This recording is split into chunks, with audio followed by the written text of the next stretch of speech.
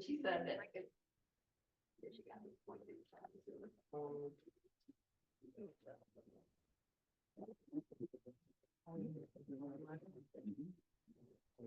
Hey Patty, is somebody doing this or you're? Yes, Oh. he's right back there. He's working his way up. The one we have next month, it's an author who's got kind of a different take. It's actually the author of the book he's carrying right there is gonna, that one's gonna be virtually only because the author lives in Germany, so he's not gonna make the trip here. Yeah, really. A book that's written on the Morris murder? Yeah, This book that here. one right there. The trail is the one named. And, when I was here, a year or so. It was probably a couple years by now, yeah. Okay. I've been trying, I can't remember how. long. Time flies when you're having fun. Yes. The author's brother was in the back room. And if this book is something that the author sent me a copy of it and asked me to read it and tell me if there was anything that I found that was an error. These are all errors. And when I was here doing the program, it's interesting reading. If somebody buys it and you realize it's just a book. Did you live out there in the area I- or the man? My great grandfather was Dolphin Morris, the first settler in Van Buren and Castown. Okay, And on that farm? Dolphin Okay. Morris had Charles. Charles was his youngest son. My family stems from Samuel, his oldest son. And then there was Elias, the middle son. Dolphin Morris had 11 children. Only 3 of them lived to be adults. And Charles was killed. So, but while we were here at this program, I was talking about this book. It's interesting, but the thing is, the author, he had his brother who was sitting in the back row, was here when I did my program. And I did not know that, and we were talking about this book. And he said, you know, I was waiting for him, he told me who he was, I was waiting for him to start kind of cutting me apart for what I'd said about the book. And he said, no, you're right. He said, I did most of the research on this. And most of the research comes from places like the Decatur Republican. Yes. And they're in it, there's a couple of books that have been made over the years. And everybody tells their story, and then somebody else does another story off that and off this. The Herald Palladium and the Kalamazoo Gazette and the South Bend Tribune and the Marcellus Times, every newspaper, it seems like September 28th, around that date, every year there is a newspaper somewhere in southwestern Michigan that does a story on the Morris murders. And they go back to the same book from the Decatur Republican, and they put down what was said. Well, over the years, the names have got changed, the dates have changed, what they found changed, everything was different. And I was pointing out there, this author tries to tell you that it was a conspiracy and that it took away over in Chicago, and then it went to Colorado, and then it came back here, then it went to South Bend. And he tells a lot, it's to me, it was fascinating. To my wife, it was boring. But it was interesting, but he misses the whole thing of the story. The truth of it is, Dolphin Morris was the first settler.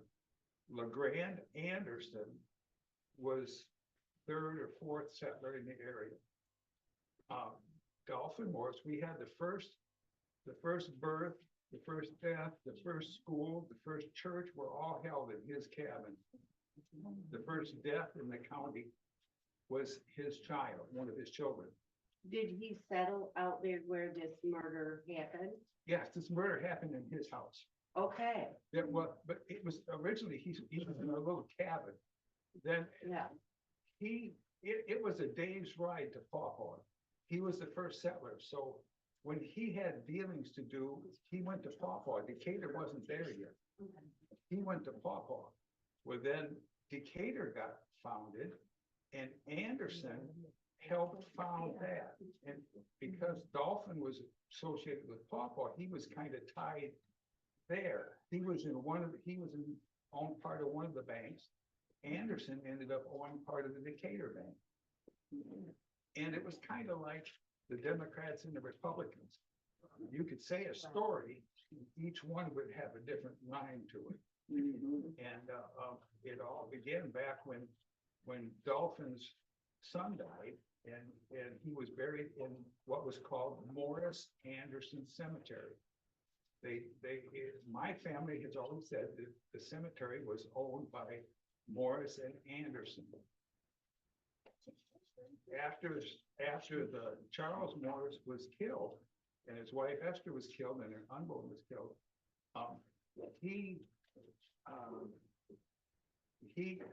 LeGrand Anderson had a son named LeGrand Red Anderson. And Dolphin and LeGrand Anderson were both very different people. The founder, the elder Anderson, was a very true, good, honest person, did a lot for the community Decatur stuff, the same as Morris did. His son, however, was not that way. Also, when I was here last time, a lady stood up in the back row and told me that that was a relative of hers, and she agreed that he was not the nice person that some people thought he was, that he was money hungry and he wanted land. Well, LeGrand Red Anderson ended up marrying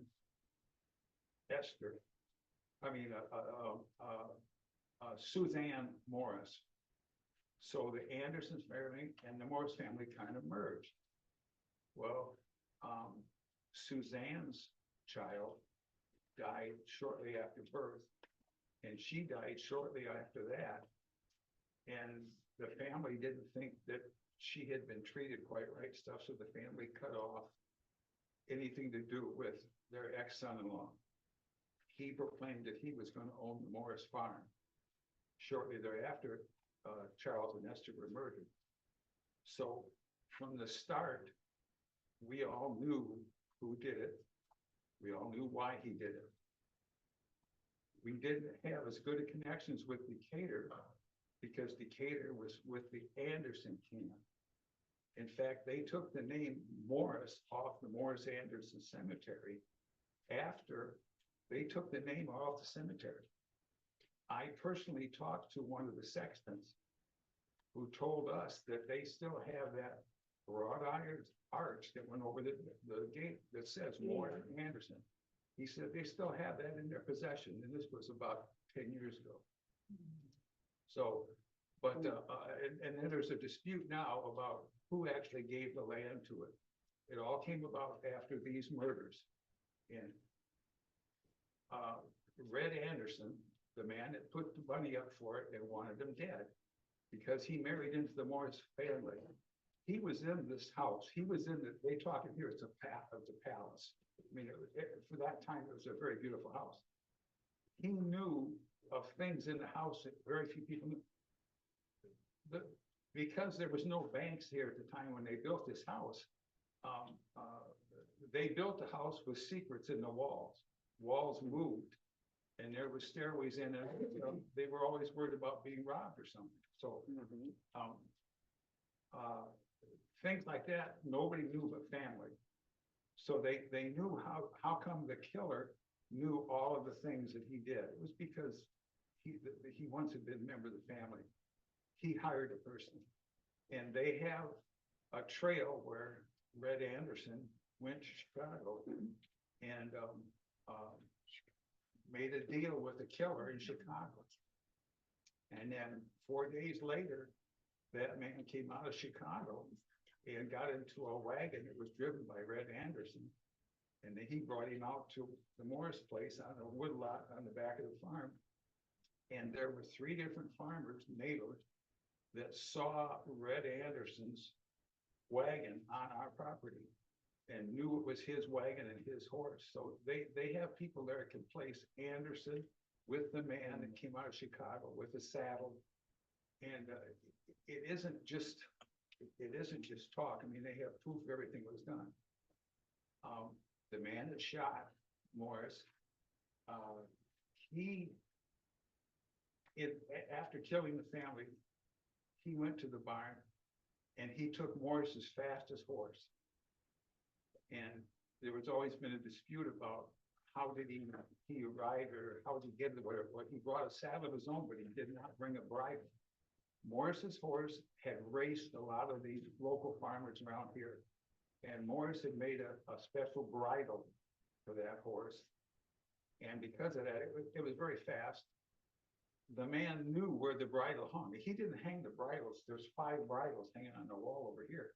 That bridle was on the far end of the barn by the stall down there. He knew enough to take the bridle that fit that horse, and he knew it was fast as wind. When he took off going, when he met some people coming the other way, after he made the murders, he bent over when he was riding down low on the horse. His teeth fell out, false teeth fell out. And I've had people say, well, how do you know they were his false teeth? They could have been anybody's. Well, it's pretty hard to stop if you're racing after a murder. You're riding down the road and you've got your head bent over and you don't want people to see and your teeth fall out. You can't go back and pick them up. Yeah, amen. You know, and they didn't have flashlights, so the man kept running. They hired a detective company out of Chicago, and I don't use their name because I don't think they did us right. They hired this detective company. They came out and they found the teeth. They walked the road that the man took. And they found the teeth. They noticed a mark on them that they came from a dentist in Chicago where their office was. They took the teeth back to the dentist. The dentist agreed they were his teeth. He gave them a description and an address and everything about the man that he made them for. So they know who he was, where he was, and they've got this all down. They came back to Morris and gave us a bill for $586 or something like that. I just say 600. And said, this is what we owe them for what they've done. We paid them that money. And then they said, well, now we know where this man went because the dentist told the guy that we were looking for him. They went out west, and this detective agency said, for $2,000, we'll go get him and bring him back. And if we run into different expenses, you will be liable for them. If it takes us 5 years to find him, bring him back, you'll owe us more money. Morris's didn't have cash. We had a lot of land, a lot of horses, and a lot of stuff, but we didn't have a lot of money. So we said, no, we're not going to worry about that right now. We want to get the man who was behind it. So the story is false that we never knew who did it. We know who did it, and the detective agency, by today's standards, they would have been cited by the law for failing to turn over evidence of a crime. They know the man, they know his name and his address and where he was, they take a description of him. We were never given the teeth because they weren't ours. They never gave us the teeth, they never gave us the dentist's name, they never gave us anything. And when I tried to get information from them, they suddenly said that all the information has been lost. It was sent to Washington, DC, to be put in the archives, and we lost all the things. So it's kind of a messed up deal. So there's other books about it, right? Oh yeah, there's 3 or 4. This is the best one I've read. There's a lot of, there's a couple online that you can get off the computer that they don't even put in print. Yeah. But this guy is okay. At one point, the townspeople of Decatur. Well, you have to tell us now if you're gonna tell us during the meeting, but. This, what I'm telling you now is things that I've already said. This is the second trip. Oh. So if you don't want, the townspeople took the man out and hunting. Right. We seemed to, at the end of it, we seemed to run out of time, and there was always. We have it 7 o'clock. Were you after 7 o'clock? This is my cohort. This, I like that. Just come in and start yelling. this lady here, Janet, she writes for the Decatur Republican. This is how it happened, okay, I'll tell you, because he'll tell you a lie, or he might tell you a story. During COVID, I started writing a lot for the paper because there was no news, there was never any news in town anyway, but there was even less. So I wrote the story about what our paper had written all those years ago. And then I got a letter from him and saying that, well, he said, that was a good story. I mean, it was well done, but there were a few things wrong. True. True. My cousin, who lives in Decatur, called her and told her, she asked, is there any living relatives? And my cousin called up and told her that yeah, we've got a family member that's original from the family. And I spoke with Janet and said, a lot of what you said that you think of is not exactly true. It's been changed over the years. For some reason, a lot of names got moved. This, John did this, Mary Jane did this stuff. Different people had names moved back and forth.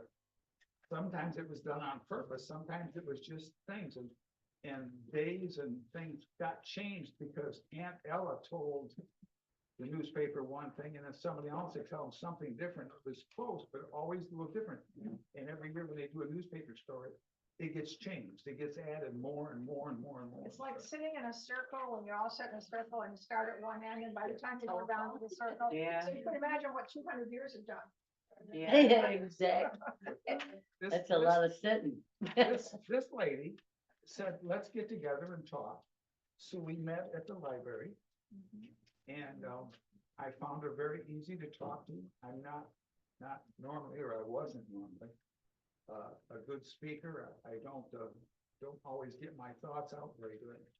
But Janet sat with me and she said, after what, two and a half, 3 hours of talking, she says, I want to do this I don't know how you, I want you to get up in front of a room full of people and talk. We'll do a program, I said, because we're always looking for something interesting to do in Decatur.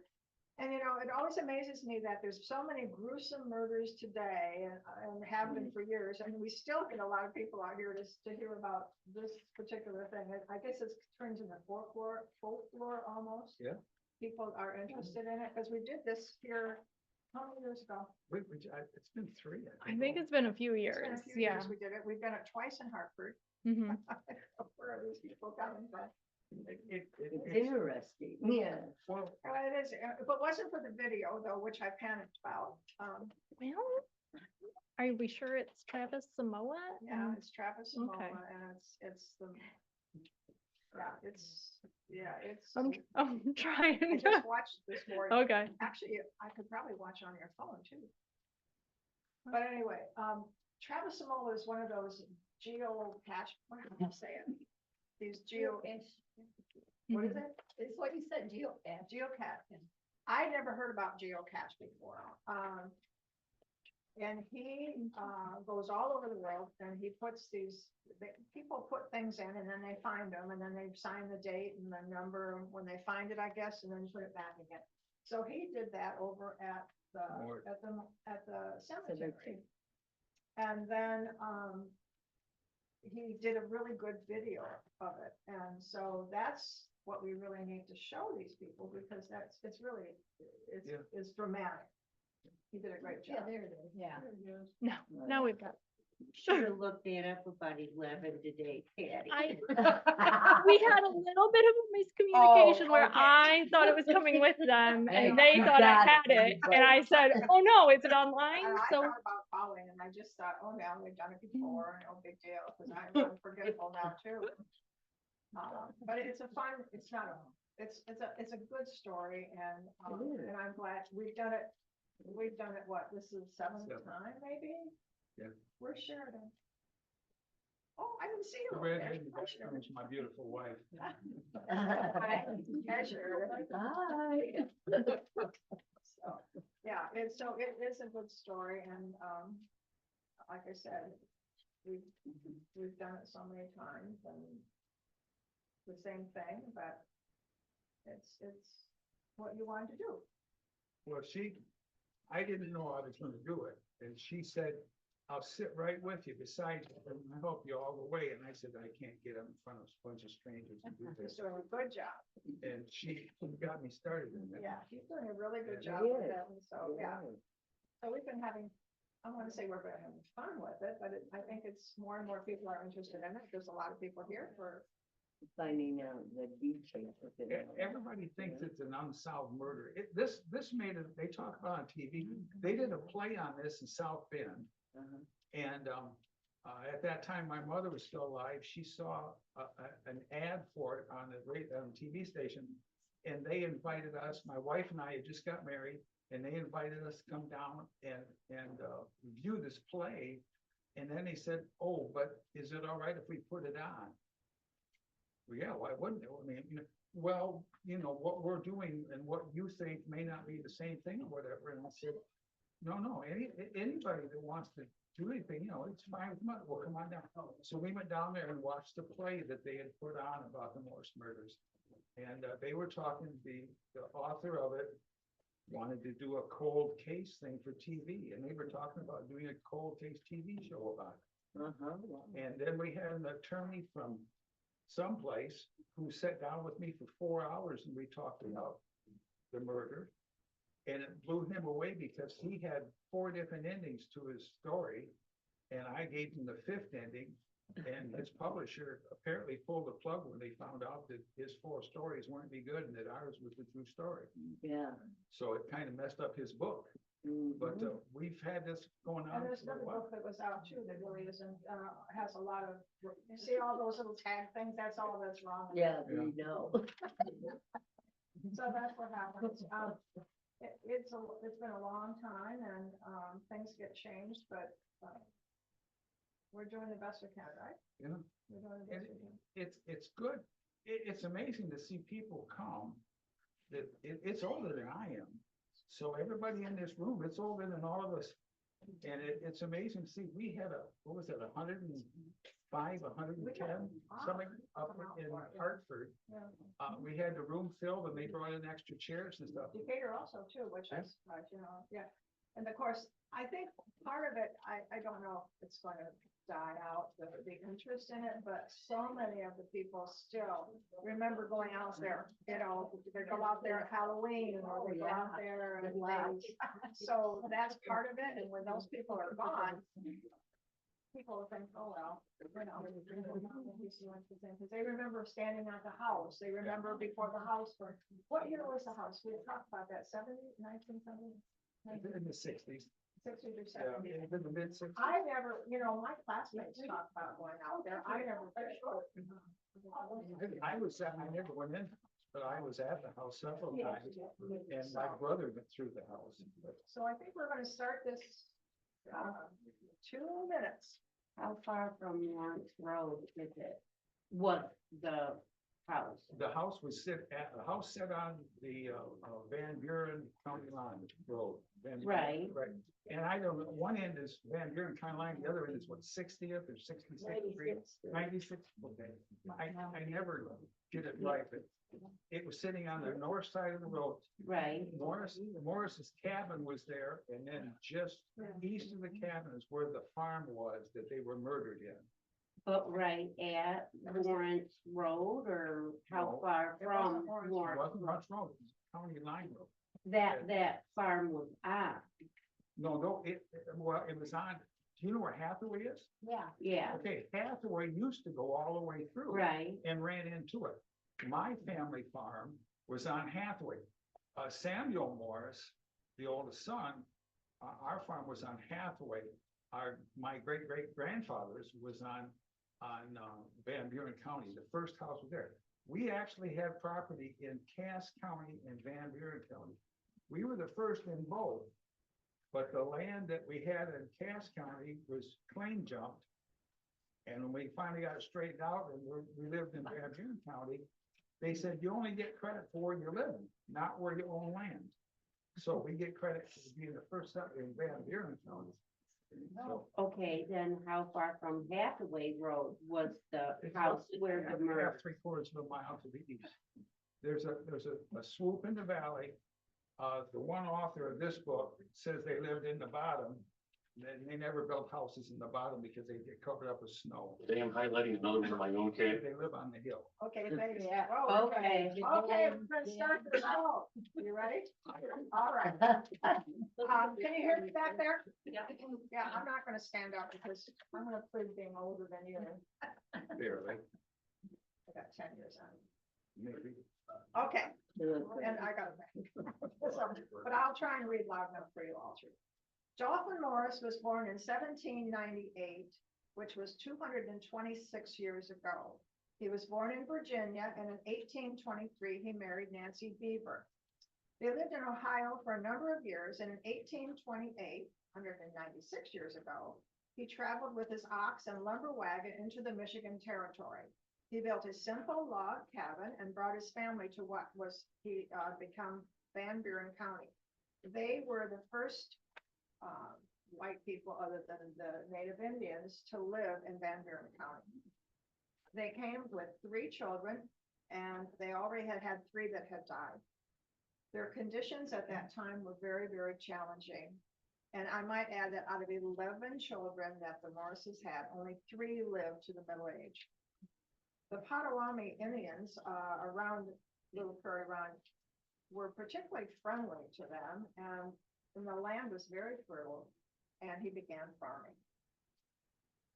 They lived in the cabin for a number of years, and it functioned as the first school in the county. Morris had no formal education, so he learned along with his children how to read and write. Not only was his cabin a school, it hosted the first birth, the first death, and church sermons in the country. Later, he built the farmhouse, which was considered a palace in those days. It was a beautiful farmhouse in those days. Today, it would be kind of just an average 2-story, nice house. He amassed 1,100 acres and divided it into parcels for his 3 older sons and a daughter, Susanna. Now, Susanna is a very important part of this story, who was married to LeGrand Red Anderson. The youngest son, Charles Henry, inherited the farmhouse that had been built, and when his dad died in 1870, at the age of 72, the mother lived with the newlyweds until she died in 1872. Charles had married Esther Jones from Edwardsburg in 1869, and they were a very popular couple in the area.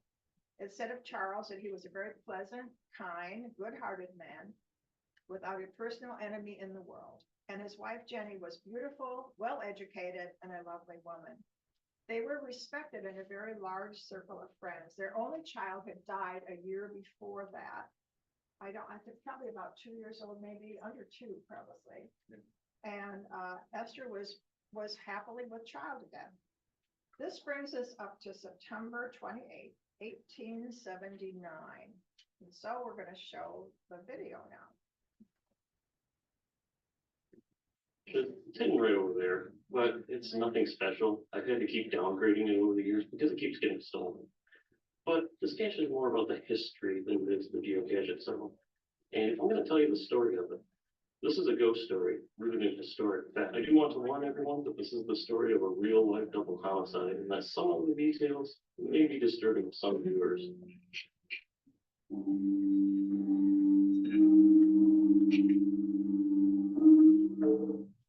Anderson Cemetery outside of Decatur, Michigan. In this cemetery lies Charles Henry Morris and his wife Esther. The couple wed on Christmas Eve 1869, and they quickly became one of the more respected couples in the community.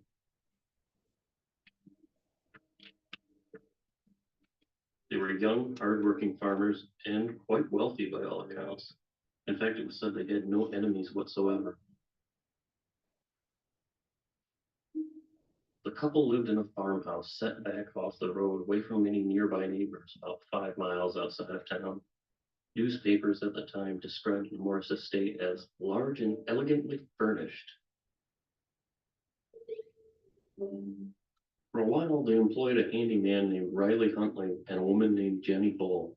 In the days leading up to Sunday, September 28, 1879, Charles had been busy harvesting wheat with the intention of selling it on Monday morning.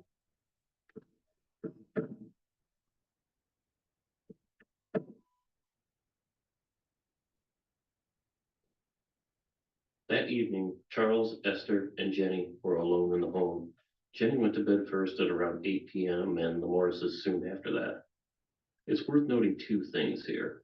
One, Jenny's bedroom was directly above Charles and Esther's. And two, that Charles always kept a revolver on the stand next to his bed.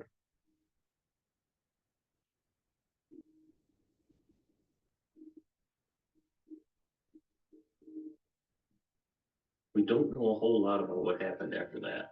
Much of it is speculation based on eyewitness accounts and what detectives were able to piece together from the scene.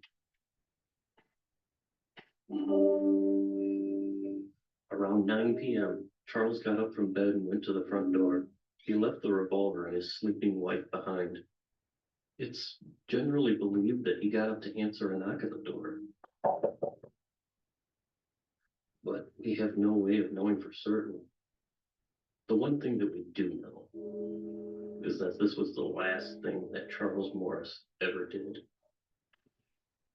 The second he stepped out on the porch, Charles was shot twice with a Colt Navy revolver.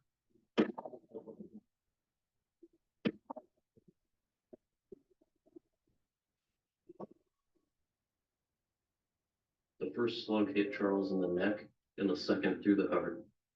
At this point, police speculated Esther was awoken by the sound of the noise and grabbed her husband's revolver off the nightstand. She sprinted from the bedroom to the front door. We don't really know what happened at this point, but it's generally believed that upon seeing the killer and her husband lying dead on the porch, that she panicked and dropped the gun. The hammer on the revolver she was holding was never even cocked. Esther turned and fled back into the bedroom, but the killer followed. 2 more shots rang out.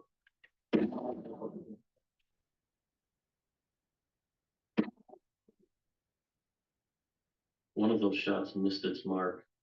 The second shot broke Esther's left arm. She managed to make it into a closet. This is where the killer cornered her. The killer shot Mrs. Morris 2 more times through the chest.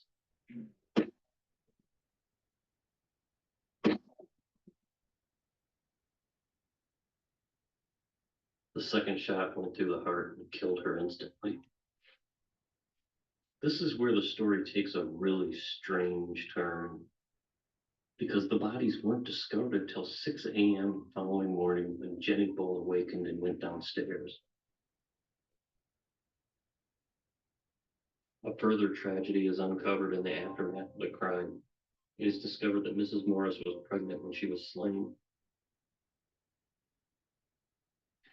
Police and detectives are puzzled by this bizarre crime. In the bedroom, they find $110, the equivalent of nearly $2,800 today. 2 watches are left sitting out in the open, but they're completely untouched, as was Mrs. Morris's jewelry. The only thing that they can find that has been misplaced is a pair of pants that was taken from the house to the barn, but he or she didn't take anything from the pockets. It gets even stranger from there. One of Charles's best horses is missing, presumably taken by the killer, but the saddle and bridles in the barn are completely undisturbed. This leads detectives to assume the killer brought a saddle and bridle with him. Later that day, the horse was found about 30 miles away in South Bend, Indiana. The horse was tired from having been run especially hard and then abandoned. Witnesses say it was clearly wearing a saddle, which was now missing. In a small town, news travels fast, and people quickly became very angry and upset. And it didn't take long for the rumors to start flying. Suspicion fell on Riley Huntley almost immediately. He was the handyman who was previously in the employ of the Morrises. Charles had fired Huntley in July, reportedly for his constant drunkenness. It made sense. Detectives believed the killer was only there to kill Mr. and Mrs. Morris, and that he or she had some familiarity with the house. However, Jenny Bull came forward and vouched for Huntley. She claimed that there was no trouble when Mr. Morris asked him to leave. She even said that it was a friendly goodbye when he left. It is worth noting that at the time of the murders, Huntley lived in the South Bend area. When the authorities started looking into Huntley, he accused another local man by the name of Floyd Smith of the killing. The police and the locals took it quite seriously.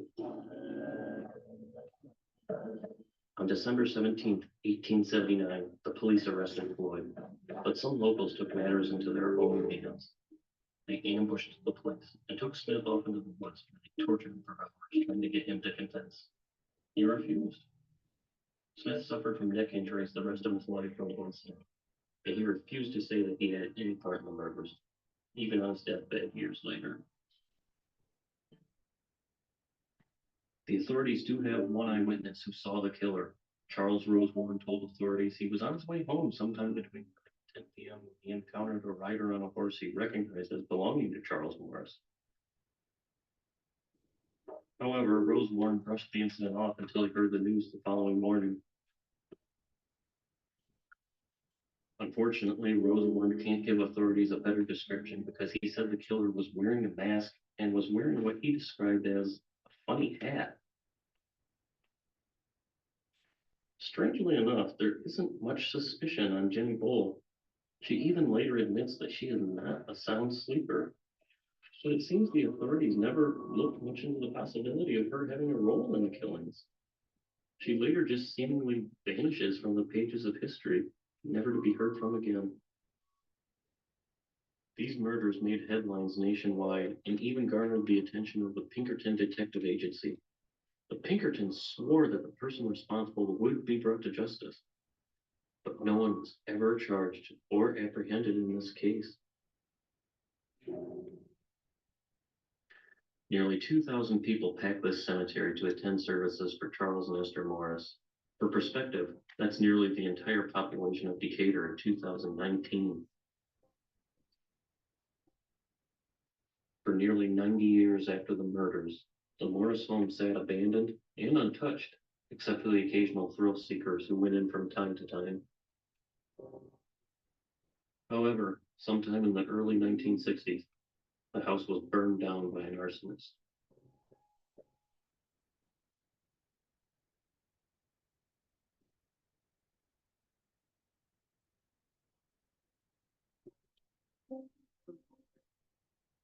Today, the only physical reminder of the murders is down a quiet dirt road and the large double headstone that marks the final resting place of Charles and Esther Morris. In the years since the killings, rumors began to spread that this cemetery was haunted by the ghosts of Charles and Esther, still trying to find justice. A popular urban legend says that the stone glows brightly on the anniversary of the murders. Personally, I've visited this cemetery many times. I've even visited it on the night of the murders, but I've never encountered anything unusual. I think it's better that way, because it would be awful to look for justice where there is none for centuries. And I truly hope that wherever they are now, that their souls are at rest.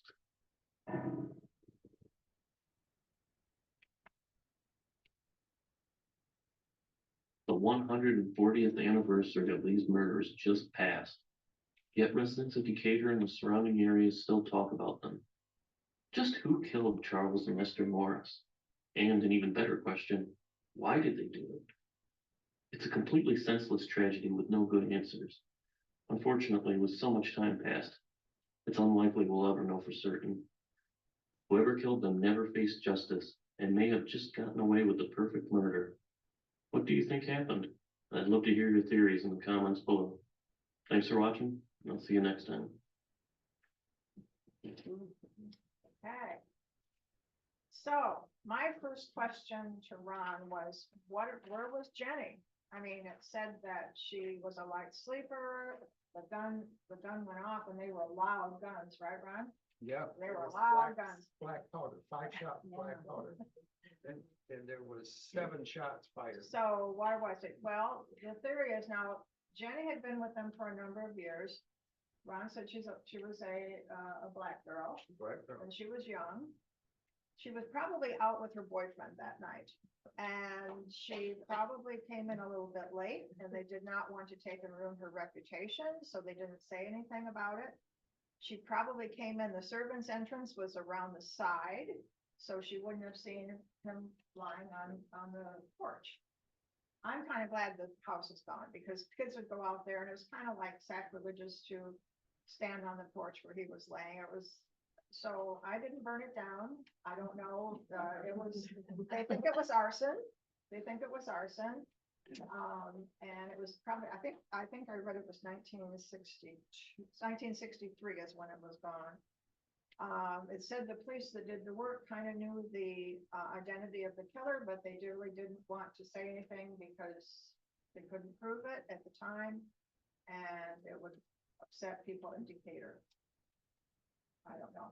So now Ron is the great grandson of Samuel Morris, and so Dolphin Morris. what? Dolphin Morris. Dolphin. Why do I have Samuel? Samuel was the great.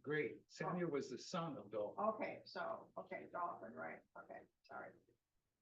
And so I think if you have any questions, you can ask Ron, and he will tell you about the horse, he will tell you about the bridle, he will tell you about, what else? Secret The passages, secret passages were in the house. about dirty laundry. When I was growing up, my grandfather and my father and I, we would go fishing on Bunker Lake. Everybody know where Bunker Lake is? I live there. Bert Pullet, any relation to you? My brother lives on Burt Pullman's property. That's where we went when we went fishing. We were there and they go down. Can you hear Ron in the back? Yeah. Okay, good. I forgot where we were. You were fishing. But my grandfather used to take us fishing, my dad and I, and originally my sister. But all Grandpa talked about while we were on the water, all he talked about was the murders. And he and my dad would talk and they would tell me things. So all I know is what my dad and my grandfather told me. I mean, I knew my great grandfather, but I didn't know him. I just a little baby. So, but I only know what they told me. And it was something that gets passed down from kid to kid. And Grandpa was always under the belief that there's dirty laundry here. We don't talk about this. And what they didn't want to talk about, I'm talking about now because I'm the last direct descendant Morris. Everybody else, my family, my brother, my dad, my uncle, they're all gone. I'm the last one. And I'm the last one that they told the stories to. So when I met Janet, it was my chance to try and set the story straight about who did it, why they did it, what they did. And we always heard stories about it. Suzanne Morris married Anderson, Red Anderson. And that was the son of the founding Anderson family. He was the son. He married Suzanne. He had access to the house since he was a little kid. Once that house was built, and like I said, my great-grandfather Dolphin was part of the bank in Paw Paw because Decatur didn't have a bank. And because of that, they made, well, back then they were just routes, just safe places to go in the house. If you're in the basement or if you could go from the upstairs to the basement without going out into a room. There was closets that had sliding panels. And it's always been the family's belief when they shot Esther, she went to the closet that had the panel, but she couldn't open it with her bad arm. You know, that's why they went there. And I won't say police because they didn't have police. They were constables that were back then. There was no police department. Decatur hadn't been founded or didn't really have anything going. So the detective agency out of Chicago was hired and they came out and determined that it had to be kind of an inside job. Somebody had watched the family. They knew where they went, what time they milked the cows, what time they put the dog out, the cat out, such. Somebody had to have watched them. And they found at least 3 different families that said they'd gone by and seen Red Anderson's wagon and horse out in our woodlot opposite the cemetery. And that they can place that there. The killer was hired in Chicago. They have Red Anderson going to Chicago to a bar where he paid part of the money to the killer. That killer brought out a saddle, no bridle, but a saddle. And they have witnesses that saw that man put the saddle in the back of Red Anderson's wagon. Red Anderson driving it, and that wagon leaving. Red Anderson's wagon had a burr on its right rear wheel, and that made a big kick out every time it turned around. The detective agencies were able to follow that wagon wheel to the cemetery and across the street where it was parked, and it went back in the woodlot. So they know that a man was brought out there with a saddle in that woodlot 3 days before the murders. They know that he was in that woods. They saw people go by that saw Red Anderson's horse back there again. And he And- knew what bridle to put on the horse that was Charles. Yes, the, That's important. when he was shot, when they shot him, shot Morris, and he tried to kill Esther, and she tried to sneak out, but he went to the barn, and because this horse was a special horse that Morris had, he used to race for a quarter with the other farmers and stuff. He in fact used to race the sheriff in South Bend. And they eventually found this horse in South Bend, and the sheriff knew whose horse it was because Morris had beat him racing his horse. So he brought the horse back to us. But this horse had an unusual bite. And Charles found out that if he could fix the bridle on it so it would bite better, it would be a faster horse. And he made it right before it could fit it. He kept it down the far end of the barn. And that's why when they came back, they said, well, all 5 saddles here and there's 5 bridles. So he must have brought his own saddle and bridle. He didn't. He got the bridle from the wall that was down there for special for the horse. But the man that was in charge of the shooting, Red Anderson, had dated and married Charles's youngest son, Suzanne. And he had been in the house. They played in the house, and it's a sure thing that they used the trap doors to go through the house, so they knew where they were. She had died by this time, hadn't she? Yes. Yeah, she was, But- yeah. He was familiar with the house, so he was able to tell the man where this was, and that she would go to one of those safe rooms, those safe spots. And she did, and he shot her, and she could not get the door open quick enough to get out of there. But he knew about the harness. He knew about him carrying a gun. Apparently, he was surprised that he didn't have a gun with him when he shot him. But he knew that. He took off racing on the horse. The man saw him, and at the position of where he saw him is where they found the false teeth. The detective agency found the false teeth. They traced the teeth to Chicago. And the detective agency went to the dentist, and he told them whose teeth they were, the man's name, his address, where he was living, gave him a physical description. They went looking for him.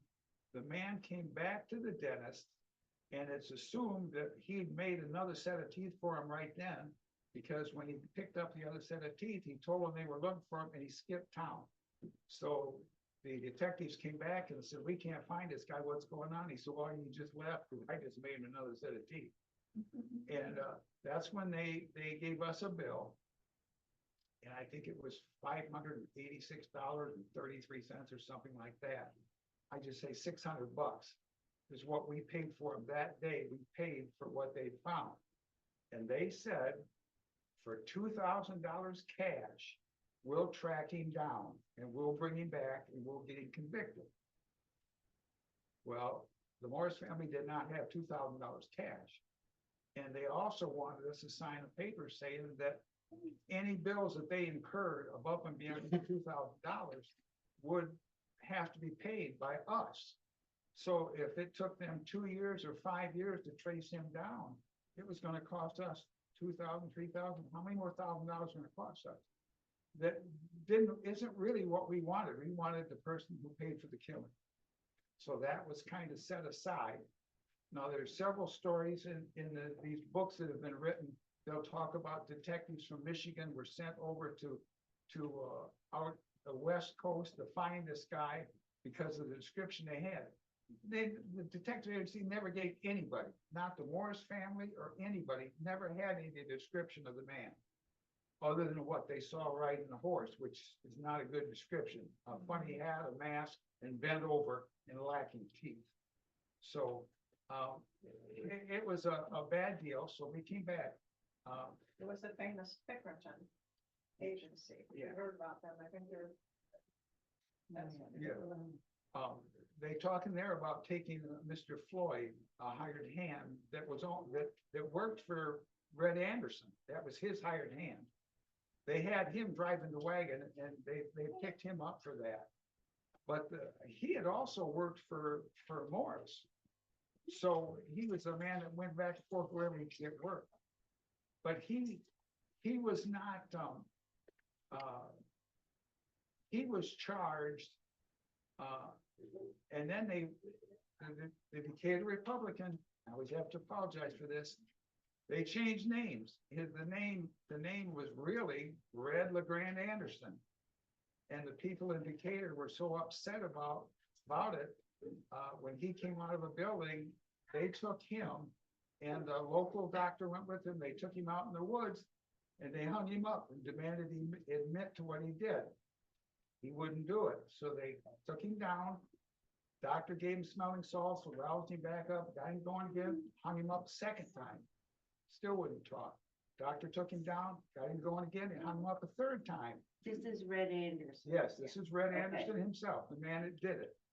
Third time, he would not tell him anything about it. And they told the doctor, if we do this again, this will kill him.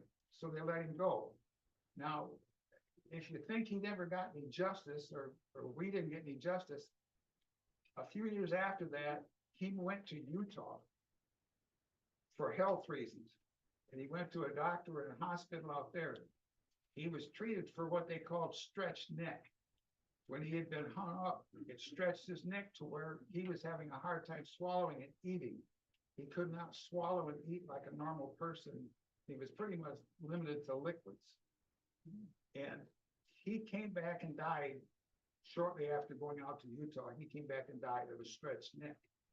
Now, his family, he had daughters and he had sons, came to the Morrises and told us that she knew who the killer was, but the killer he'd already killed somebody else in his family, and she was afraid for her life. And she said, when he dies, I will tell you what it is. As long as he's alive, I'm not safe. Well, she had a stroke. And she was not even able to do the old blink your eye. If she asked, was it your father? Blink your eye, yes or no. She couldn't do any of that. But she died of a stroke before he died. But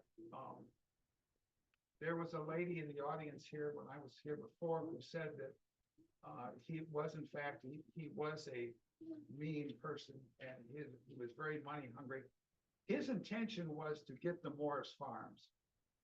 He wanted the name of it in the papers and newspapers and stuff. They always referred to him as that's the first family of Van Buren County was Dalton Morris, and then Charles Morris, and then Samuel Morris and Elias. This was the first family. They did have lots and lots of land and stuff, but they didn't have a lot of money. But they, like the original Anderson family, they both gave a lot of money to help the towns and stuff. But Anderson's family was mainly in power in Decatur, and Morris was really in Buffalo. So the law favored Anderson. In fact, he even got the name Morris Anderson Cemetery changed to simply Anderson by taking the sign down.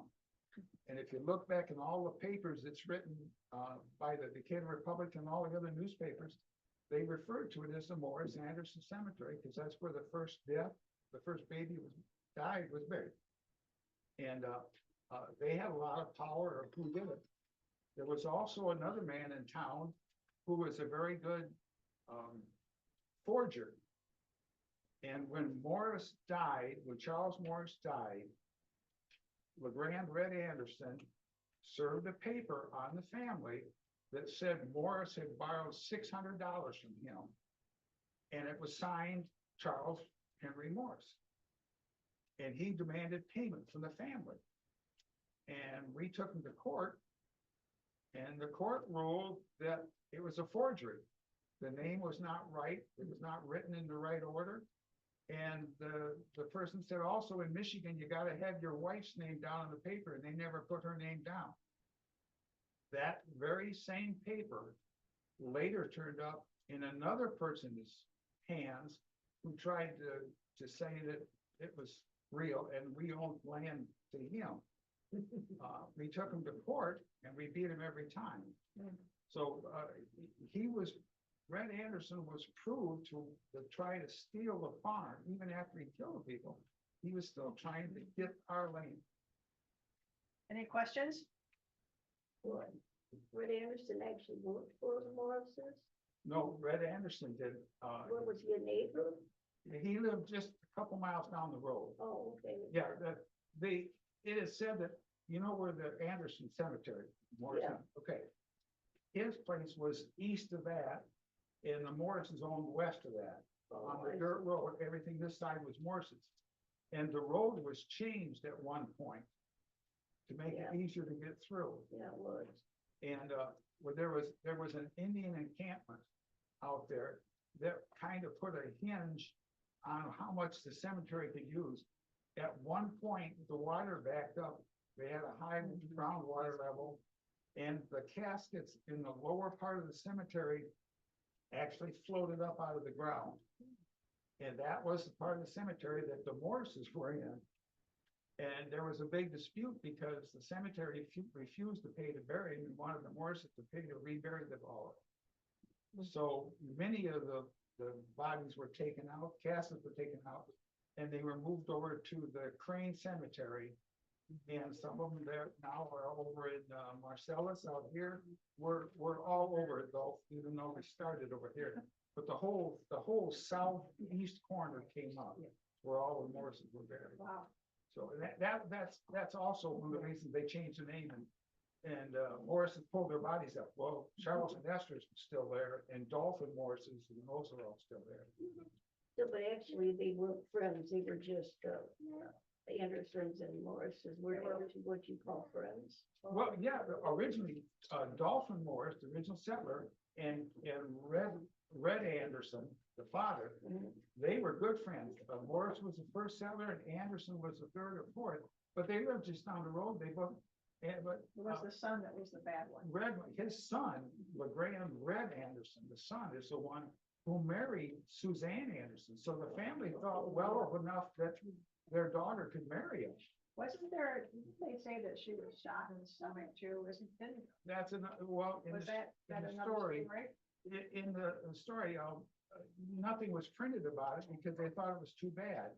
But Esther Morris was shot in the stomach Because she was pregnant. because they had to make sure that the baby was dead or wouldn't live. So they killed her, and they got the number of shots wrong because there was more than one shot that went awry. But the black powder revolvers are very, very noisy. They smell a lot. And they're 5 shots, and they found at least 7 shots in the house. There was at least 7 shots fired. And people said, well, how could the maid or the house lady, whatever you want to call her, how could she have not heard that? Well, the truth of it is she had a boyfriend. And the Morrisons knew about it, and it wasn't their place to stop her. I don't know whether she was ever warned about this or not, but this supposedly happened about 10:30 or so at night. She was still out with her boyfriend. She wasn't home. And when she came in the back way, she didn't come in the front porch. She came in the back way that went up the stairs to her room. So she's upstairs after it's all over. I don't know if she would have noticed the smoke or not, or the smell or not, but, the family liked her. They knew her parents very well. But she in no way had anything to do with it. And, the handyman they had, that he wasn't a drunk. It was just a matter that he was known to I went on now and then, and it never affect his work, but Mr. Anderson, or Mr. Charles Morris, didn't think that that was where he wanted to go, and so he just said, hey, we got the wheat in, okay, let's, you go your way and I'll go mine. And in the story, it says that, they were getting ready to sell the wheat. The matter is that the money for the wheat was actually on the dresser. It was $100 and some dollars. Yeah, that they sold the wheat already, yet in the story, he said they were gonna sell the wheat the following week or something, well, it was already sold. But that money was all laying on the dresser there. So, I don't know, she was never, the handyman was never considered it. They really didn't have to go a long way because they knew the family history of who wanted what was, Red Anderson, bought, while Suzanne was still alive, Red bought and sold horses that Morris had. And he sold some horses he'd gotten from us, and we were taken to court because the horses weren't what Red said they were. And so the man that bought them took us to court because Red gave him papers that said these horses were this. We ended up winning in court because we didn't sell them to you and we never told them that. So that was one of the reasons that the family said, that's it. We're not swapping land with him. We're not selling horses. We're not selling houses. We're all done with Anderson. This, we can't do this. Suzanne died. The baby died before it was 2 years old. And that wasn't unusual. In fact, my dad had a baby brother that died that I did not know until my father died about it. And I still don't know its name. My dad never told me his name. And I asked my uncle about it, and he didn't know his name either. And he didn't know where he was buried. So having a baby die didn't upset us. What did upset us, when Suzanne died, she was in a deep depression, and the family just thought that she hadn't been cared for well enough when she died. That's it, we're through with you. And then when Red's daughter came to us and said, he's already killed some other family member. And right away we said, was that Suzanne? And I wasn't there, so I don't know what was said, but the daughter said, he killed another family member and I fear for my life. So, but Red Anderson was in cahoots with a forger indicator. And in this, there's this book, thing here, I love to go back to this book. The guy from Germany wrote this book. He's been in Michigan before. When he wrote this book, he's from Germany. His brother went to the newspaper and copied all these stories about everything, and he gave him to his brother in Germany, and he wrote the book. And then he sent me a copy of the book and said, critique it. Well, I did.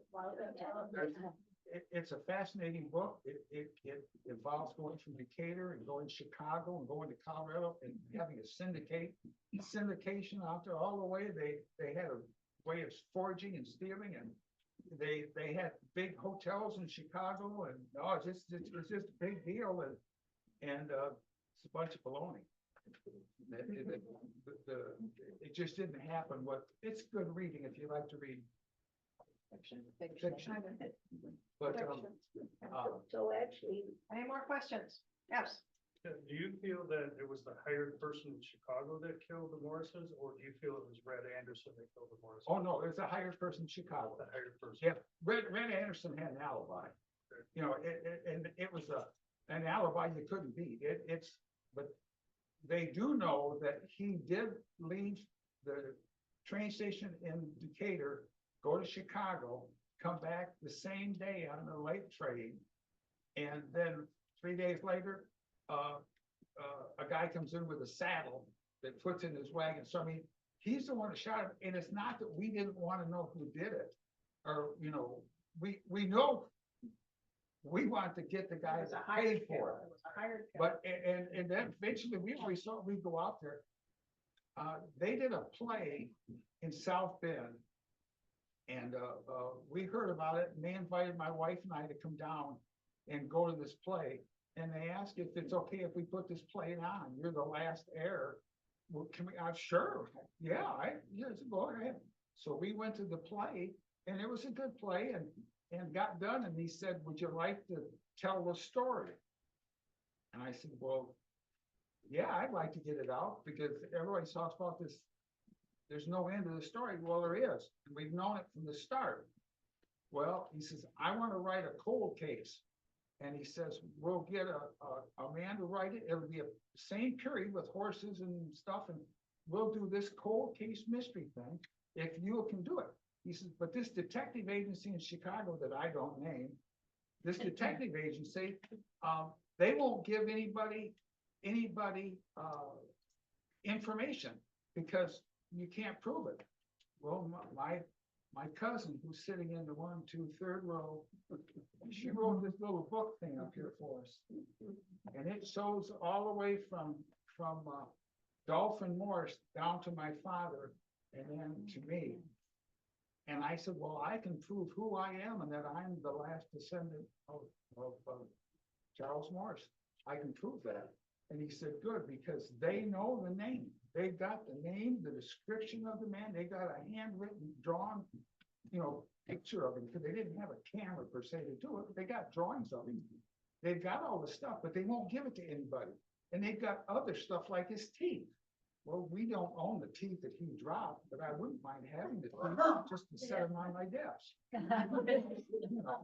So we contacted them, and they said, well, all the information from this murder was sent to the archives in Washington, D.C. Now their home office is in Chicago, but they sent the archives to Washington, D.C., not to the National Archives, to a warehouse or something over there. And guess what? The box that had the Michigan Moore's murders in it disappeared. So we can't give you the name. We can't do that. We were told you had it. You give it to me if I proved who I am. We can't. So give they it to just you. pass the buck from one person to another. Yeah.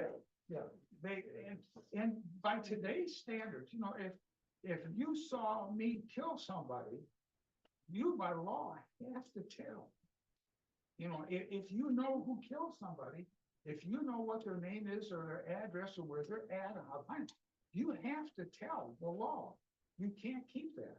You'd go to jail. But this detective agency in Chicago promoted this.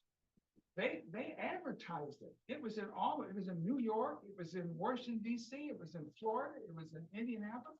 They said that they had even heard of it in Los Angeles. They promoted this. This big time detective agency out of Chicago was going to find this guy. Well, when we didn't want to fund their trip, this open-ended cash, we can't afford to fund that. So I would love to get it today. I'm sure it'd be kind of hard to find this guy today.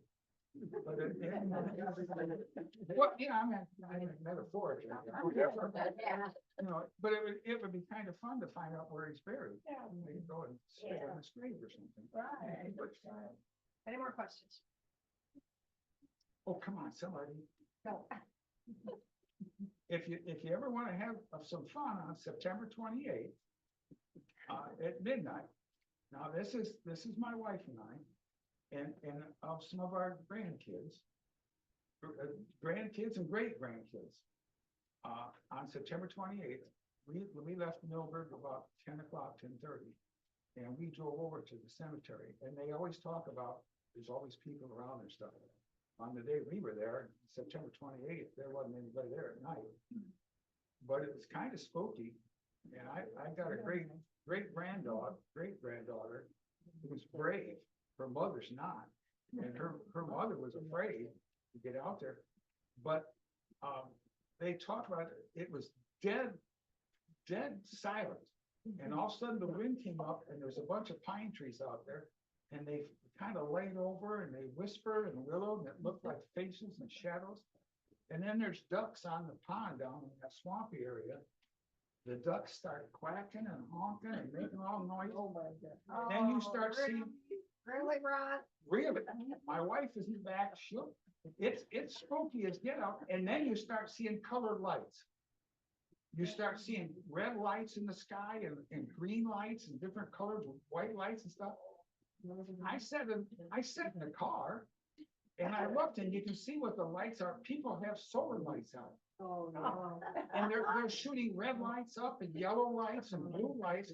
But if you're a young kid or somebody's out there just tipped a few beers, and there was a lot of beer cans there. If you've done this, but it is kind of freaky, and ducks don't usually quack and stuff, when you sing. So, My husband took our daughter when she was a young teenager. She'd always heard this, that it was, and headless horseman would ride by. And Dick took Jane and they went over there. He said, I'll take you over there. So they went over there and sat on the grave. And of course, we had a horse and my son said, if I would have known that, I would have got that horse. Oh, And rode by, and his dad said, you would have been off, because I'd have had to prove to Jane that that's not true. that's fine. Okay, we're gonna wind this up and then you can ask Ron questions because the library doesn't close till 7 o'clock. And I'm going to read an excerpt from the funeral service because I thought it was very interesting. The service was actually held at the farm and this said there was 2,000 people. It's Yeah. probably still appears. yeah, Yeah. It was the Methodist Church. The pastor from there was a Pastor Carlisle. And he wrote, hang on a minute.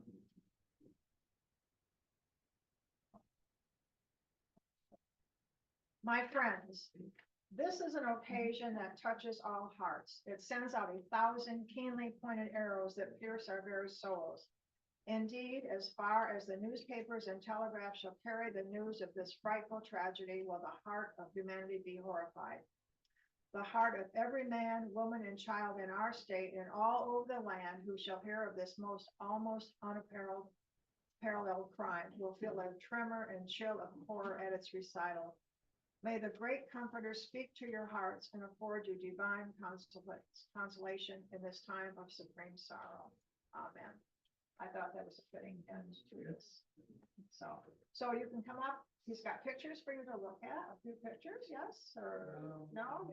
I got things look at my birth rate or birth lifetime here, but Is that the only copy of that book? this, no, you can buy these. They're, my wife stopped bought one, and then I got this one sent to me after we got hers.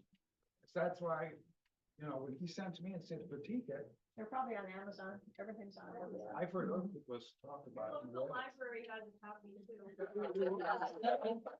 The library? Yeah, Oh, it is, they mentioned his name Matson here. He's a forger.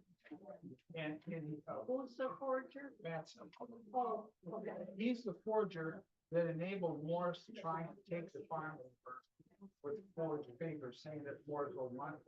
And they couldn't get by the fact that Morris had no reason to borrow $600 from him when they had money, there. But this guy, he takes off and goes to Chicago and gets involved in the Democratic regime over there. And then he gets in trouble there, so he goes to Colorado and stuff. Red Anderson, he never left too much. He pretty much stayed around town. Yeah, it's really fun.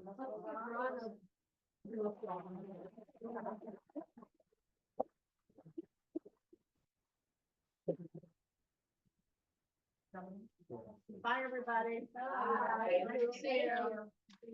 Are there still Andersons around?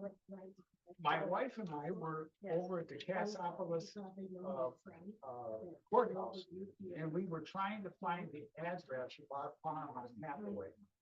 And it was the Morris farm on Hathaway, but there has to be a number. Well, we're talking to this woman. And we said, we've got this, and she's looking up papers and stuff, and she said, Morris on Hathaway. I said, you've heard the Morris murders, right? She said, no. This what? My feelings, you know, you haven't heard of the Morris murders? She said, no, why? My wife knows that I'm gonna go into my school, so she kind of walks away, leave me alone. And I'm telling this woman how one side of the family, because I consider that Anderson is one side of the family. One side of the family is trying to kill off the other side of the family to take over the family. And we're trying to get these things figured out. And she said, oh, really?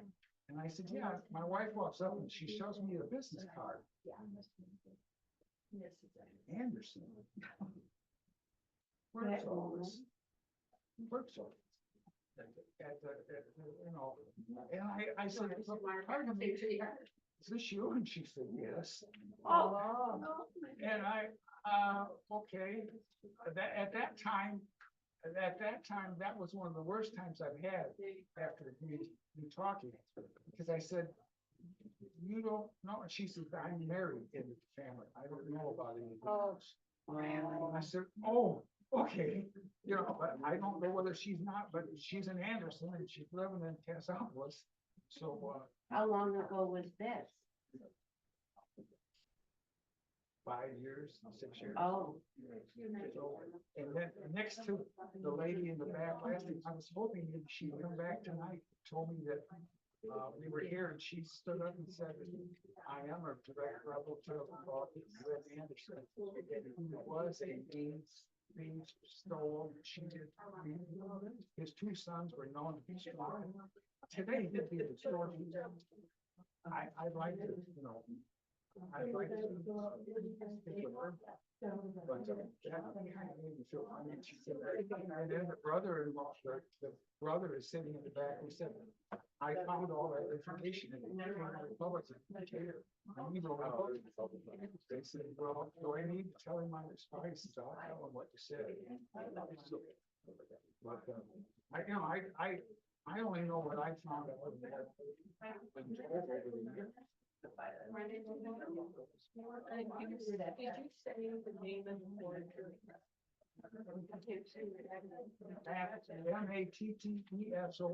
Matson. Don't tell me that's your last name. Oh, goodness. No, I was just wondering, I missed. Oh, the yeah. noise going on. I didn't know a lot about him until I read this, and then I went back and started going into the thing. I knew about forged papers that were used against us, and I couldn't figure out how this guy ended up with it. Where was he from? Well, they was the Decatur Bank. So when a farmer came to him and said, I need $250 for seed. Well, we don't have enough real credit here today, but I'll loan you the money. And then, you know, he loaned the money. So Matson was that farmer? You know, Matson, Redwood Grand Anderson was the bank that loaned money, but he wouldn't loan it from the bank, he loaned it from himself. And then he would collect. And it's Red Anderson, Yeah. So he would personally loan farmers money, and then he'd use forged papers to change the amount. So that wasn't really a real person, Matson? Yeah, he is a real person. Oh. You know where the Webster Library is in Decatur? Yeah. His house was right where the library is. That's what I've always been told, it's right there. But the bank and the forger indicator had a business going back and forth.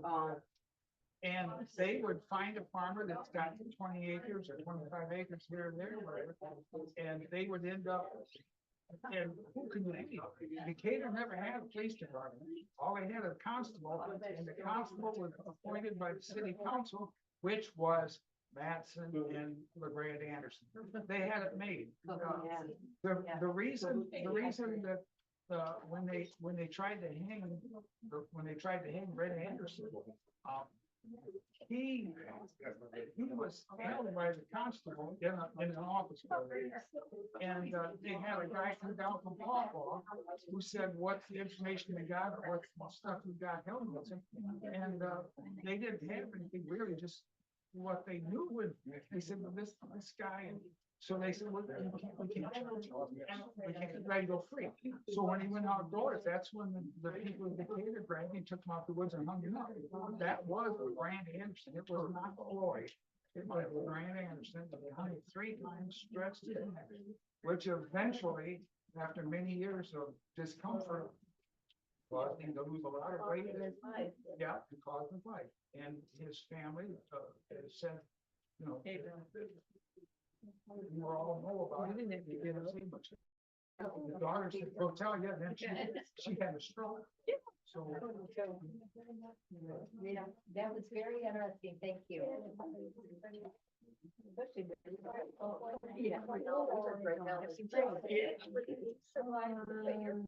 I survived, kind of. Thank you. Thank you. Thank you. I'll go down there. You did, I thought I saw you. indeed. You got, you know, it was worth coming and seeing it again. You know, well, that was with the same color hair, that's my sister. Okay. And we live just down the road, a couple miles. Well, if you're coming down 96th Avenue, and you're going east, where it winds off like that, we were the last farm on the right. Okay. And my grandmother and great aunt were all raised in that area. And my great aunt was born in 1890, so she kind of heard some, it was as close to firsthand as we ever knew. Yeah. We moved to Milburn. My dad graduated from high school and he took to running a farm, Don Ross in Milburn. And we, in 56 and 57 during the recession, we would go over after the and pick up the corn with the was missed and throw it back the wagon and take the John Deere and take it up to the granary and stuff. Sure. So we worked over there. We used to grow pickles in the summer and stuff and grow corn and Yeah, we had to work on the farm. yeah, oh yeah. I worked a lot of the farms around there. Yeah. All right, well, Ron, it's good to see you again. Good thing. Thank you very much. You Thank you. know, thank Have you. you thought about writing a book? We have family that have said, I need to put this down on tape so that somebody can do something. Right. But with everybody the way they are today, that's my great grandson. Oh, Running around here. Yeah. But he's not a Morris. No, but, yeah, So would you endorse the book that you critiqued? Would you endorse like, is this been rewritten after you critiqued it or are you working on it? no. I asked the brother here about it. He said, don't, I'll tell him. You know, there wasn't anything good. You know, he tried to fix this with some international thing that happened between Decatur and Chicago and back and stuff. It was a crooked town bank, you know, CPA or whatever. you wanna call No it. policing. There was no police, just a constable who was selected by the town council, which was the people. So I had it was kind of a blessing, but I was able to take care of the Energy Cemetery. Really? My dad was there for 22 years. He was dug graves and mowed. And when he would go on vacation, I would take over. So he always told me, he said, there's things that go on at Anderson Cemetery I can't talk about, but you'll find out. And he said, if you ever have to dig a grave there, he said, up on the hill is where the Civil War soldiers were all buried. And he said, there's bones everywhere. So he says, if you're digging, you're gonna find bones, move them aside and just keep digging. Well, luckily I never had to dig there, but I did have to mow there. And several things happened over the years, one of which was I was there in the evening, it was light out still, and I was mowing, didn't have any ear protection on, running the tractor, and I heard, Mark, my name is Mark, just this loud scream, I heard my name. I shut the tractor off, it was a diesel, blades were running, I just shut the key off, and I'm like, I jumped up and I thought, who just yelled my name? And it was deafening. You were talking about the pond, the crickets, all of a sudden were like deafening. And I said, I'm getting out of here because I didn't feel like I was alone. And I started the tractor up. I drove out through the fence.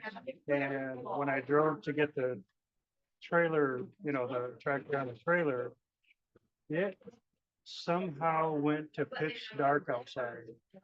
Just that quick. It's like time disappeared and I could hardly get the tractor on the trailer. I drove all the way back to Decatur Township to the building and didn't even tie the tractor down. It shook me a little bit. I went to college, Southwestern Michigan College, and I'm trying to think of the kid, I took mechanics over there, and there was a kid over there, his uncle owned a gas station going out north of town. Okay. Kuzmak. Yep. Kuzmak. Yep. He was cutting the cemetery stuff. Yep. He did mowing too. Yeah, Yeah. he come up there and he asked what we were doing, and I said, well, we're looking at the Morris. Yeah. He said, you relative? I said, yeah, I am. I said, oh, okay. And I said, hey, it's always told, and it seemed like I remember actually seeing it, but maybe it's just in my mind, but this was always called the Morris Anderson Cemetery. And he said, well, there's a wrought iron Mhm, arch that says Morris, and Morris is the first name, Anderson. He said, it's down in the barn where they keep the motors and stuff. It's still there to stay. And I said, you're kidding me. I tried to talk to the township, the lady, and ask her about it. She said she couldn't get into it. And if I wanted to talk about it, it cost me $300 an hour Okay. to go How to about if I look into that? she Because told my me, dad was there 22 years and they let me dig my dad's grave when he passed away. she, And I'm not even an employee there anymore. That's how much they thought about it. fix this. Great. Yes, that I would like to know, where the land come from. Okay. Yeah. You know, it's Morris Anderson Cemetery. It's what they used to call it. Okay. And how come there's no record of it? She said, the woman, I can't even remember her name. Janet Abshagen. That could be it. Yep. Said, yeah, everything is on paper and pawpaw, and it will cost you $300 an hour to go through it and find. I said, we go back to a tax record. She Yeah. said, there's nothing that's on in a computer. There's It's all paper. books. Yeah, it's just paper. And she says it would cost you $300 an hour to go through and find out when the last taxes were paid on that cemetery. The land, I mean, if the cemetery started in 1901, who paid the taxes in 1899? Somebody had to be paying taxes on that.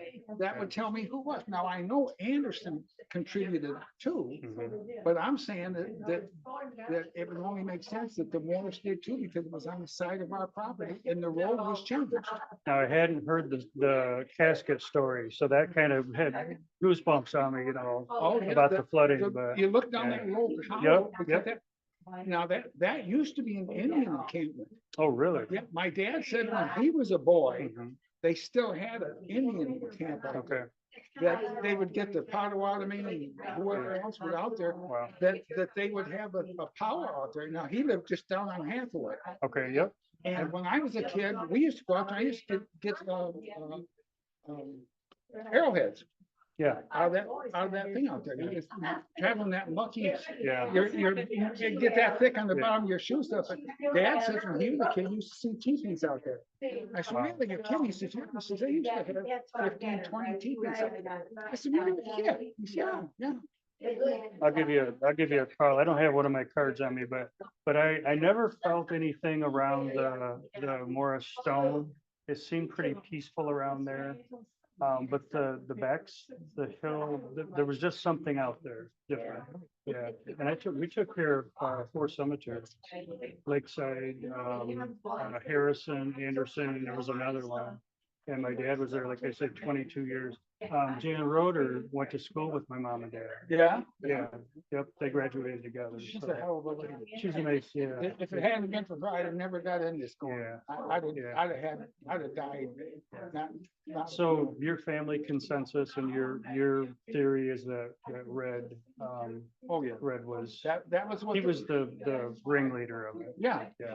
he made it plain. He told everybody that he was gonna have the Morris farm, and he married Suzanne. And,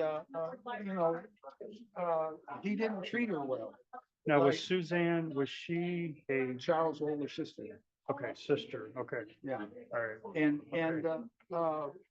Dolphin didn't think that she had been treated right. I don't know what they meant by that, because babies didn't live long then. Like I said, a dolphin had 11 kids and only A 3 grew dolphin up. has the tall stone Yeah. next to, Way down the edge. yep, yeah, And that's another thing. I go out there every spring, every memorial, and we put flowers on them. wow, And I'll go out there and somebody else will have some other flowers out there, and I don't know who it is that's doing it. wow. I know there's always quarters, nickels, dimes. Yep, there is, yeah, yeah. Thank you so much. Well, I appreciate. Thoroughly talking to you. enjoyed it, so, I all right. appreciate it. I'll get a hold of you. Okay, Okay, all right, and now, I got an answering machine.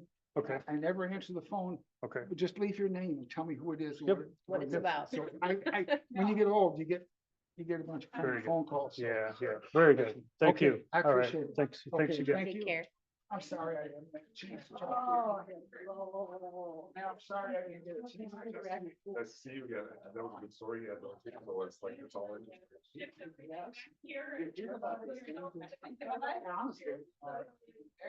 Sharon and I, Sherry, one of Sherry's. Those are all put together, so then they We all went out there and cried together. And the great.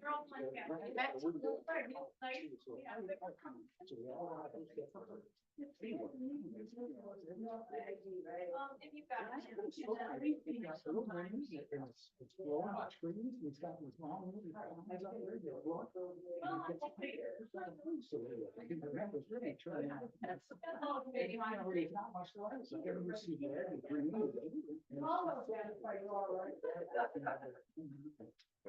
So.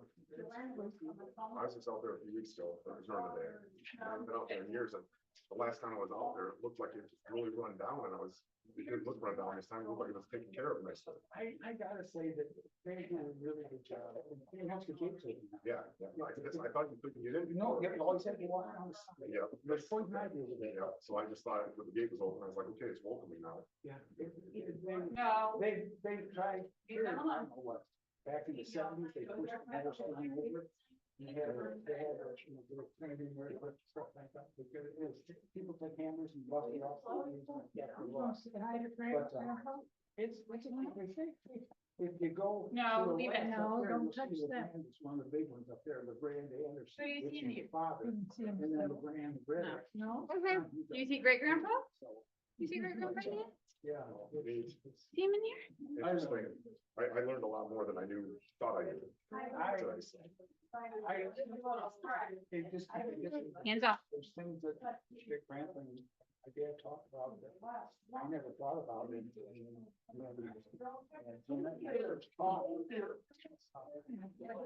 I thought, I know it's something.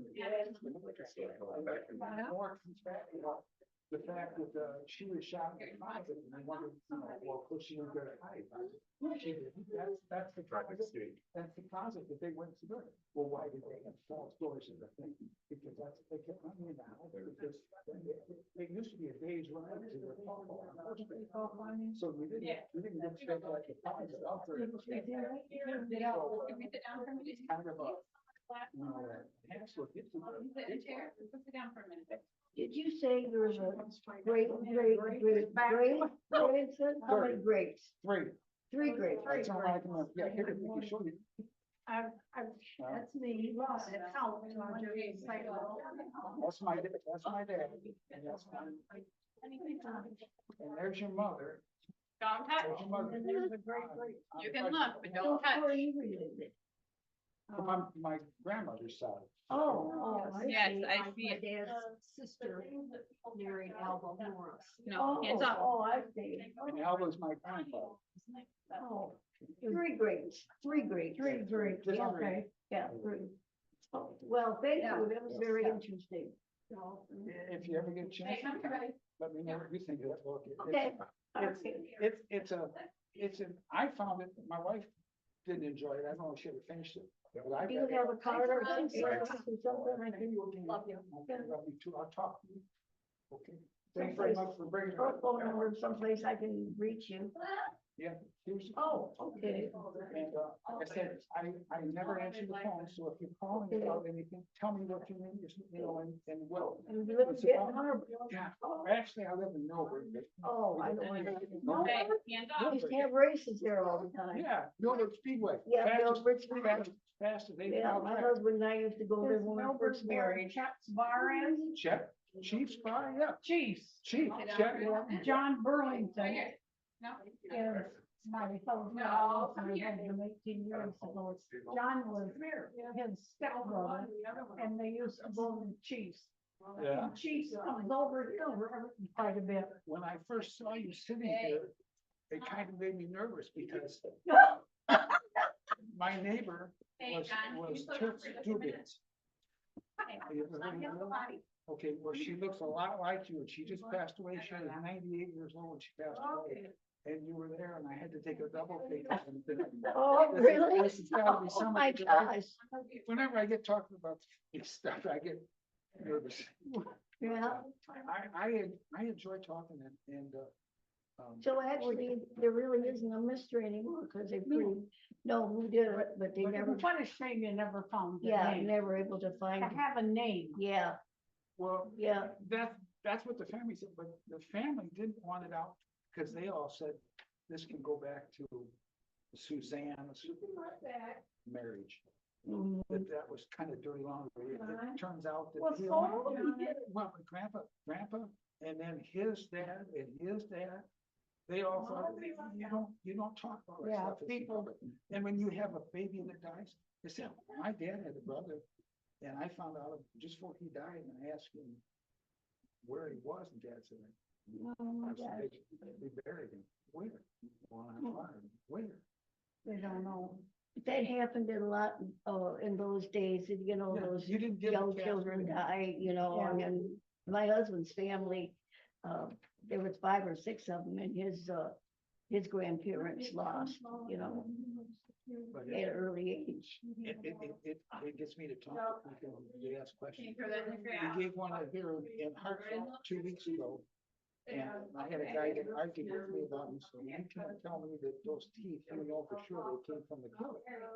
And I said, well, they found him on the road the day after the murders, and it was right where he passed Ralph's. Yeah. You know, and he said, And yeah, but nobody else. he said, they didn't have DNA, you can't tell me those kids. I said, no, I can't, but I can tell you they haven't been out there very long. Right. You know, In good shape, in Yeah. good shape, And then yeah. they traced him back to Chicago, and Chicago does know, the Dennis Yeah. Markson, he knows. And I said, they gave all that stuff to Pinkerton, Yeah. Yeah, I know. it was they gave it Pinkerton. all to them, and then they wanna take money from us. This was big news, this was gonna be their big case. And they- Yeah, I had read in the store that it was Pinkerton.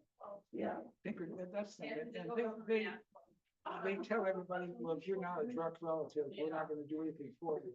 So, no, No, but- honey. Really there. But Well, if you're not thank you very direct relative, we're not gonna pay you. So they find a direct relative, and they say, Yeah. Yeah, right. It was funny because we were up at Central Michigan University in the library, and they bought a box about twice the size of that. And in it, I have all the original papers, copies of the original Pinkerton Really? handwritten notes. No. Somebody, when they were funding the library up there, bought boxes of Yeah. books and stuff. Really? And they have got, we figure probably half of the handwritten notes. Pinkerton told you things, and very seldom they put it down on paper, and if they put it on paper, they use the code. They changed names around and stuff, so that things got mixed up, and that's what a lot of the problem was, Pinkerton changed names everywhere. But, that we went up there in the Central Michigan, they said, well, you relative or something? I said, yeah, I said, that's my family. Nice one. And they said, well, we can't allow you to take pictures and stuff like that of those. Oh, well, okay, he said, but if you allow us, we'll send it to you. Oh, So- really? So they had pages and pages, and that box had pages of the lawsuits that were filed over the horses that were fraudulently done. And the false papers that were charged against Morris and said that he had $600 Yeah. that he owed. Those papers were all in there. And it was only 3 days later, I opened this big envelope and I got all these papers from Central that are really nice handwritten letter or notes. But they didn't put anything except for the actual Morris murder stuff. They didn't put the other papers in there, so I gotta get back up there and see if I can. Oh, yeah. They all pertain to the Morris murders. Oh, wow. That's interesting too. Well, thank you very much. Well, thank you. I enjoyed having you. Well, thank here. you. And no, I did not come back alive. Did you do a double take? I sure did. Oh, of course. Well, we can't thank you enough. Happy to have you here and we had another great turnout. I really, yeah, down the road. We'll have you back again. All right. As long as there's some old people that are doing this. I know I'm sick of Philip. Now you can go. I couldn't do it. So, you talk to these people. You know what they. Oh, I know. It's What do you want? the birthday thing. All been told that. Okay. Yeah. Yeah. Didn't catch the guy. Yeah, without, if that's not easy, we'll find solved is convicted, and then that case, yeah, yeah. No, you know that. it's been They pay for it. Mhm. Every time. Yeah. Stretch. Yeah. Yeah. Yeah. Well, so that at least it was. I appreciate this opportunity. Oh, of course, well, thank you.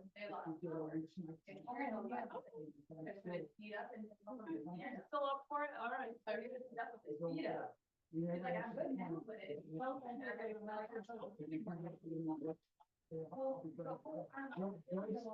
Joyce called me. Yeah, so that's got your generator over there and not put down. I'm not coming back. Power came on. Oh, Okay. Wait. Joyce from the genealogy, come back again. I couldn't bow. Oh. Well, good. I had to take the time to read the book. I had to take the time. So many people want to talk about it. Yeah, and it's interesting, because now I grew up in Bohemia Township, so out there, like, it's world famous, but then occasionally I talk to people in town and they're like, what are you talking about? I'm like, come on, you've gotta know, you've gotta know. You gotta try it. And yeah, on the big Esther. Yeah. Coming out. There's big Esther with Okay. churches.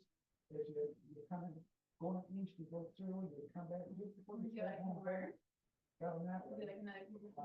There's a little farm right there. He's got a barn and a house, so I'll say it. He's got a John Deere, an old John Deere, sitting on the barn. My John Deere's off there. He drove it to his grandson. Oh, okay. Yeah. Oh, of course. Okay.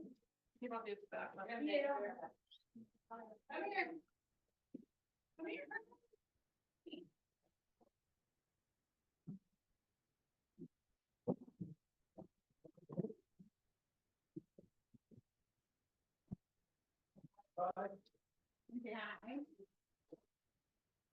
Yeah.